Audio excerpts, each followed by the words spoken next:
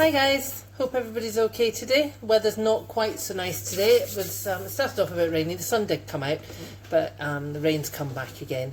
So I'll tell you what I'm going to do. I'm going to make some focaccia bread. I was making beef burgers for dinner. We're going to have cheese stuffed beef burgers, homemade for dinner.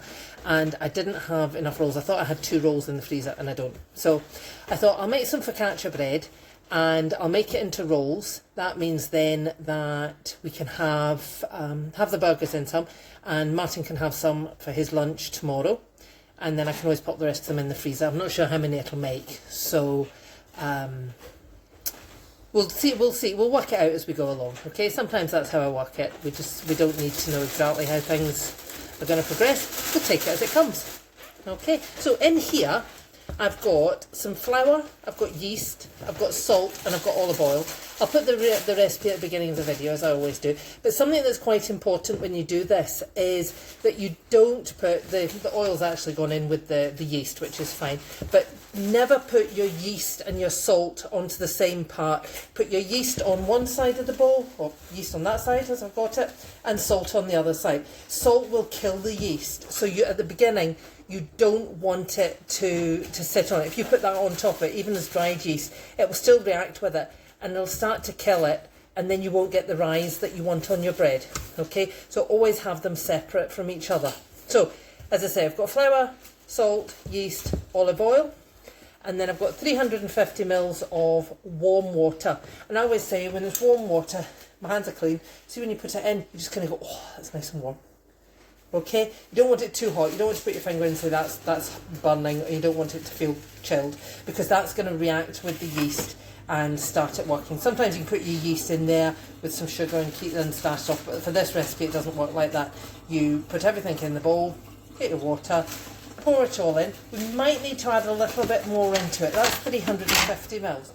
We might need to add a little bit more. Okay, in with your hands. You're going to be using your hands anyway, so go straight in with your hands. You don't need a wooden spoon, and just start mixing it together. Okay, once it comes together as a dough, we're going to flip it out. We'll put a little bit of flour on the work surface, and we're just going to flip it out, and then we're going to knead it, and that's going to start stretching the gluten in the flour. Okay, so it's quite a soft, sticky dough. Softer than most, 450 in that, and that looks perfect to me. I say it's stretchy, sticky, but still manageable.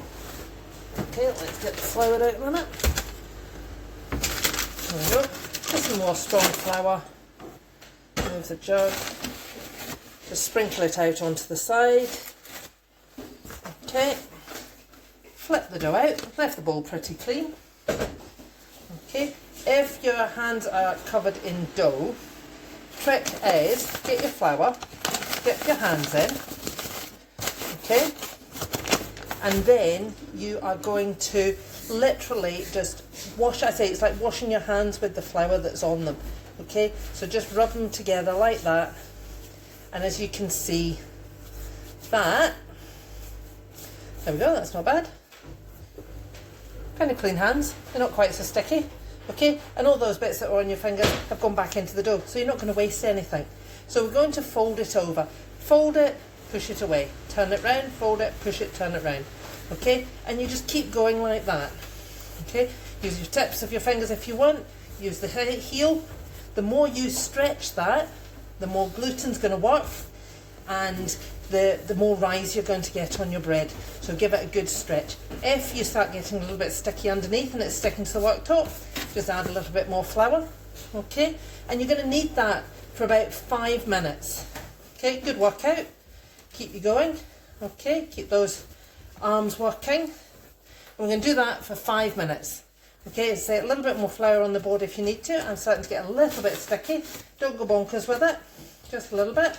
Okay, and keep adding it, and just keep kneading it, sorry, don't keep adding the flour in, because you don't want to add too much into it. Okay, 5 minutes, put your timer on, listen to a song, have a boogie while you're doing it, okay, and keep kneading. Oh, that's starting to look, it's starting to get there now, because it's not sticking to the board anymore, and it's starting to go smooth. So, I'll be back in 5 minutes. Okay, so 5 minutes, my arms are starting to ache, so it must be doing them some good. Okay, and as you can see, that's not sticking to the board end, to the side anymore. Okay, and it's a nice smooth round dough, still nice and soft. Okay, so what I'm going to do is just take the bowl, didn't wash it, don't need to, it's only had bread in it, popping this back in. I'm going to get a tea towel, I'm going to wet it under the hot tap, a clean tea towel, wring it out nice and tight, cover over it, and I'm just going to sit it somewhere warm for an hour. Probably if your kitchen's warm enough, then that's fine. If you've got a warm window ledge where the sun's been coming in, that's good as well. Best place ever is an airing cupboard, if you've got one of those, but just somewhere warm. You're looking for it to double in size. It takes about an hour, so as long as it's somewhere nice and warm, that'll manage that absolutely fine. Okay, and I'll see you in an hour. Right, that's been back. That's been an hour, and here's the dough here. So it's risen again, so it's doubled, basically, doubled in size, and we're ready. I'm going to roll it out so so I can have them for the rolls for the burgers. But what you could do is get a tray. I would probably say, let's say, I don't know, maybe this size of tray, like a roasting tin size tray. Maybe slightly smaller than that, I would think.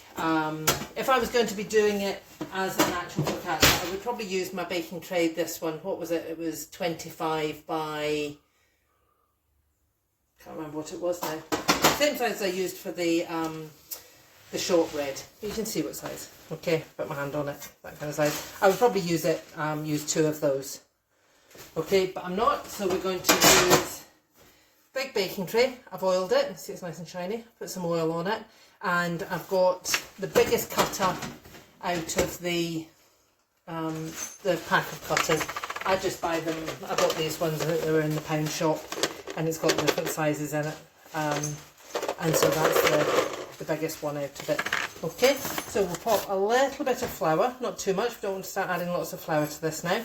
Onto the side, and we will pull it out. There we go. Leave your bowl nice and clean. Still need to wash it, but it's nice and clean. Okay, and a little bit more flour so it doesn't stick. Okay, and I'm not going to start kneading this actually. I'm just going to pat it out very gently. Okay, and then I will use the cutter to cut it. Doing it that way means you're not stressing it out too much. It's not going to go all tight on you. It's going to be nice and loose and going to be easy to work with. Okay, I'll move that back a little bit so you can see better. There we go. So what is that? Oh, what, 2 fingers in depth, I think. Flat side of the cutter, not the frilly side. Okay, and we're just going to press down. Don't start twisting it round and what have you. It will make your bread go out of shape when you start to bake it. Just rip that part away now really carefully because it is so light and fluffy.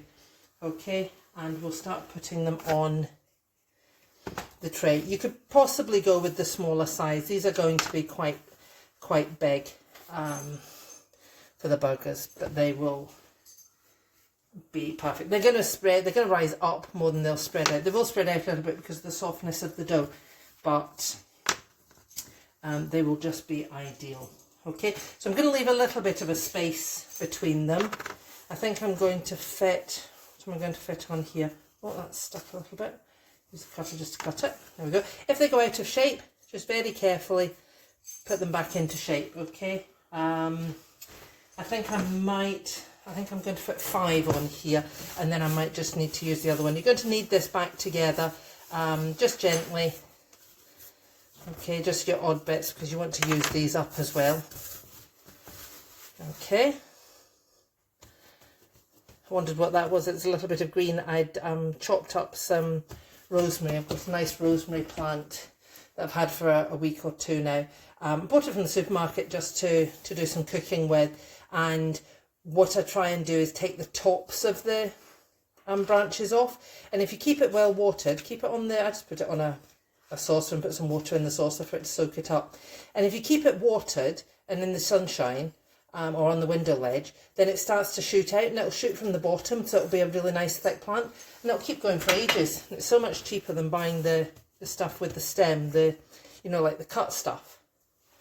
Okay, so, do you know what? I've got 5 big ones and a little bit left, a little scabby bit there. So I'm just going to just make a little roll out of that, I'm sure. Sure that'll get eaten. Martin will have it eaten as soon as it comes out of the oven. Nice hot bread. Okay, so that's that last little bit. Just pop that on there. Right, so these are going to be nice big size. So there we go. 5 rolls and a little bit. So you could do smaller ones, and that would be that would keep going a little bit longer. So we're going to prove these again for half an hour. Okay, so here's the cloth that I had, so I can just use that again. Pop the lid, pop that on it. Prove it for half an hour. Maybe about 20 minutes into it. Turn the oven on. I think the oven needs to go on to maybe about 200. We're quite a high oven for bread. So it's going to go on 200. I'll come back to you before they go into the oven because there is something else we need to do before they go into the oven. And I'll let you see what I'm doing then. Okay?